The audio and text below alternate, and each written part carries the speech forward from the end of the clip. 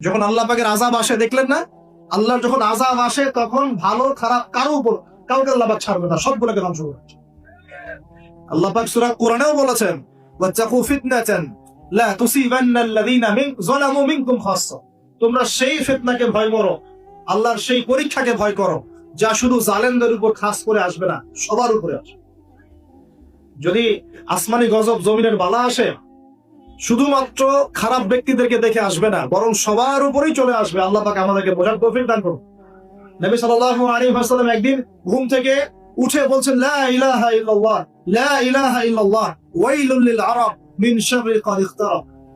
তখন যায়েনাব বিনতে জাহাশ রাদিয়াল্লাহু আনহা বলছেন, ইয়া রাসূলুল্লাহ, আনুহলিকু ওয়া ফিনা সালিহুন, আমাদের মধ্যে সৎ মানুষ থাকা সত্ত্বেও কি আমরা ধ্বংস হয়ে যাব?